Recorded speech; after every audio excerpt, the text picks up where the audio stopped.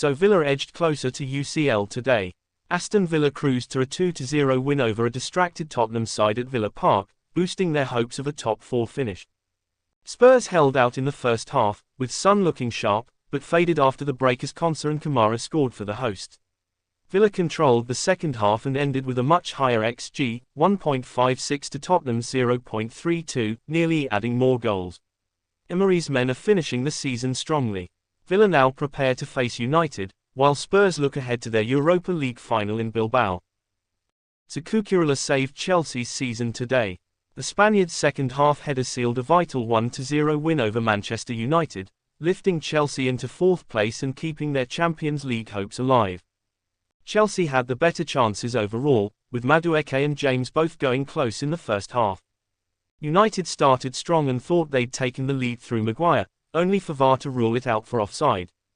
Chelsea were awarded a penalty in the second half, but it was overturned after replays showed minimal contact. With XG in Chelsea's favour, 0.82 to 0.37, they finally made the breakthrough as Cucurella nodded in James' pinpoint cross. United rarely threatened, aside from an effort by Ahmad that was well saved by Sanchez. Chelsea now face Nottingham Forest in their final game, while United's dismal league campaign continues as they turn attention to the Europa League final. The Crystal Palace made history today. They defeated Manchester City 1-0 in the 2025 FA Cup final to win the first major trophy in the club's 119-year existence. Eberekie's 16th-minute goal, scored from Palace's first real attack, they held firm despite City's dominance in possession and chances, 2.30 xG to Palace's 0.74.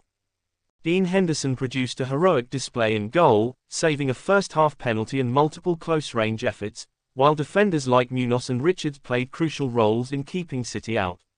Palace even had a second goal ruled out by VAR for offside. In a tense, backs-to-the-wall second half, City came close through Doku, De Bruyne, and Echeverry, but Palace held on, sparking celebrations across South London. So Arsenal secured UCL football today. They earned a hard-fought 1-0 win over Newcastle United, securing second place in the Premier League. Despite a sluggish start and only producing 0.37 xG in the first half, Arsenal stayed in the game thanks to several brilliant saves from goalkeeper David Raya, who denied Byrne, Botman, and Guimaraes in quick succession. Declan Rice scored the only goal of the game in the 55th minute after a clever assist from Odegaard. Newcastle created more chances overall, finishing with 1.60 xG, most of it coming early, but failed to capitalise. Arsenal managed the game well after taking the lead and now close their season against relegated Southampton, while Newcastle face Everton in a must-win game. Other results include Everton beating the Saints 2-0 in the last game at Goodison Park with an Iliman Ndiaye brace, Forest beating West Ham 2-1, Fulham coming from behind to beat Brentford 3-2, and Leicester beating Ipswich 2-0, with Vardy scoring his 200th goal in his 500th and last game for Leicester City. So Brighton beat the champions today. It was a thrilling 3-2 victory for the Seagulls in a game filled with drama, quality, and momentum swings. Liverpool took the lead twice through Elliott and Szoboszlai, but Brighton fought back with goals from Ayari and substitute Mitoma. The winner came late via Hinshelwood, who tapped in O'Reilly's cross, initially ruled out for offside, but overturned by semi-automated VAR. Salah missed a crucial chance at 2-1, and Brighton, who edged Liverpool in XG, 2.34 to 2.11, capitalised to go 3 points clear in 8th with one game left.